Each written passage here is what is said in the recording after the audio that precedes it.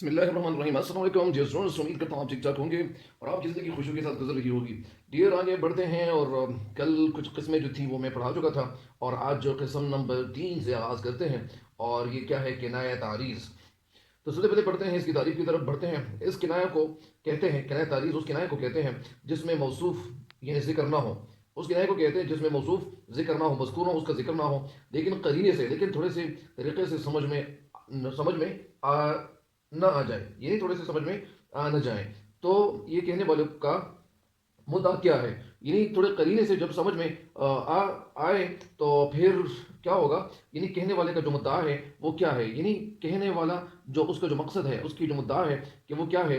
किनाया तारीफ, किनाया जो है ये तारीज़ में जिक्र किसी और का होता है, इसमें जिक्र किसी और का होता है लेकिन मुराद कोई और होता है। आमतौर पर किनाया तारीज़ तर्ज के लिए इस्तेमाल होता है, आमतौर पर किनाया तारीज़ तर्ज के लिए इस्तेमाल होता है। जैसे मिसाल, बदनाम भी झूठे भी हमें हैं बेशक, हम ही है बेशक, हमें है बेशक, हम सितम करते हैं और आप करम करते हैं।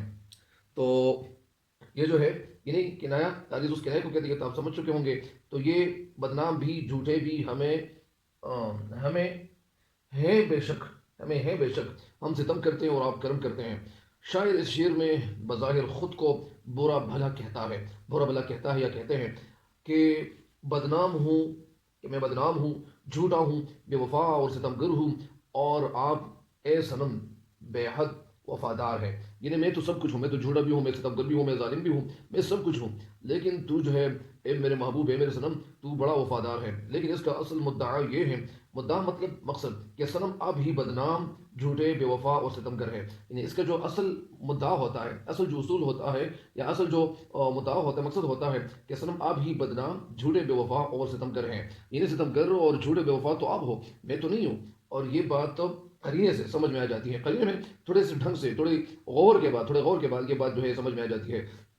तो यहाँ जो है सुखन, यहाँ रोए सुखन किसी और तरफ होता है, रोए सुखन यानी यहाँ बात बात का जो रुख है ये किसी और तरफ होता है। ये तो एक मिसाल हो गया। दूसरा मिसाल, वो सितम ढाते हैं हम पर तो लोग कहते हैं, वो सितम ढाते हैं हम पर तो लोग कहते हैं, खुदा बोरों से न डाले मुआमला दिल का, खुदा बोरों से बोरो बोरो से न डाले मुआमला दिल का।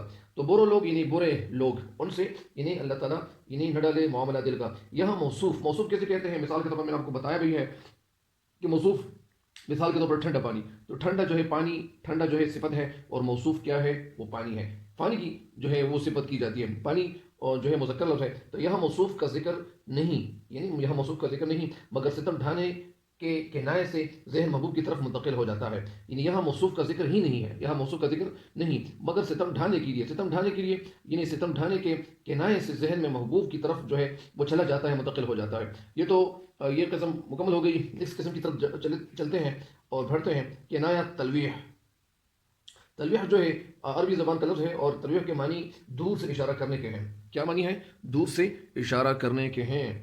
इससे मुराद तो उस किनाया को तलवीह, अच्छा इससे मुराद वो किनाया है, इन्हें तलवीह के मानी दूर से इशारा करने के हैं। इससे मुराद वो किनाया है जिसमें सिफत से मौसूफ तक पहुँचते, यानी पहुँचने में कई वासितों से गुजरना पड़े। इससे मुराद वो किराया है जिसमें सिफत से मौसूफ तक पहुँचने में कई वासितों से गुजरना पड़े, कई रास्तों से गुजरना पड़े, तो उस किराए को तलवीह कहते हैं। मिसाल के तौर पर ये शेर है कि अलगरज मतबख उस घराने का, उस घराने का रश्क है आबदार खाने का, रश्क है आबदार खाने का। मतबख बावर्ची खाने को कहते हैं, उस घराने का बावर्ची खाना आबदार खाना है। यानी मतबख बावर्ची खाने को कहते हैं, उस घराने का बावर्ची खाना आबदार खाना है। आबदार खाना से मुराद ठंडा चूल्हा है, ठंडा चूल्हा, यानी वो शख्स या घराना चूल्हा नहीं जलाता, चूल्हा नहीं जलता तो जाहिर है खाना नहीं पकता। जब खाना नहीं पकता तो न वो खुद खाएगा न दूसरों को खिलाएगा, लिहाजा मेहमान नवाजी का सवाल ही पैदा नहीं होता। तो यानी मतलब इसका ये है कि चूल्हा जो है वो आबदार खाना का मतलब यहाँ क्या है कि ठंडा चूल्हा जो है ये ठंड मरा से ठंडा चूल्हा है, यानी वो शख्स या घराना जो चूल्हा नहीं जलाता چولہا نہیں جلتا تو ظاہری بات ہے کہ چولہا جب نہیں جلے گا تو کھانا نہیں پکے گا، جب کھانا نہیں پکے گا تو اس کا مطلب یہ ہے کہ خود یہ نہ وہ خود کھائے گا اور نہ دوسرے کو کھلائے گا، لہٰذا اس کا مطلب یہ ہے کہ نہ مہمان نوازی کا حق جو ہے وہ کا سوال تو پیدا نہیں ہوتا، کیونکہ وہ مہمان کو کیسے کھلائے گا، نہ خود کھاتا ہے نہ دوسرے کو کھلاتا ہے، تو اس کا مطلب یہ ہے کہ مہمان کا تو کوئی سوال ہی پیدا نہیں ہوتا کہ وہ مہمان کو کھلائیں۔ تو یہ تو ہو گیا یہ قسم جو ہے یہ بھی مکمل۔ تو پانچویں قسم کی طرف بڑھتے ہیں کہ نیا رمز، رمز سے مراد اشارہ، رمز سے مراد کیا ہے؟ اشارہ کے ہیں، رمز سے مراد اشارہ ہے، اس میں بات کی تہ تک پہنچنے کے لیے ایک اشارہ دے دیا جاتا ہے۔ اس میں کیا ہوتا ہے؟ بات کی تہ تک گہرائی تک، عمق تک پہنچنے کے لیے، گہرائی تک پہنچنے کے لیے ایک اشارہ دے دیا جاتا ہے، یعنی اس کنائے میں بہت زیادہ واسطوں کی ضرورت نہیں پڑتی، یعنی اس کنائے میں بہت زیادہ واسطوں کی ضرورت نہیں پڑتی۔ ضرورت کیوں نہیں پڑتی؟ تو ضرورت نہیں پڑتی جیسے راجہ بینی پرشاد کا ایک شعر ہے، راجہ بینی پرشاد کا ایک شعر ہے، وہ شعر میں کیا کہتے ہیں؟ سیاہی مو گئی دل کی آرزو نہ گئی، ہمارے جامہ کہنا سے مہ کی بو نہ گئی۔ سیاہی منہ کی جانا سے مراد کیا ہے؟ بالوں کی سیاہی ختم ہو جانا۔ سیاہی منہ کی گئی کا مطلب کیا ہے؟ یعنی مراد بالوں کی سیاہی ختم ہو جانا، یعنی سفید ہو جانا، یعنی وہ بال جو سفید ہو جائے تو اس کو کیا کہتے ہیں؟ سیاہی منہ کی گئی، سفید ہو جانا۔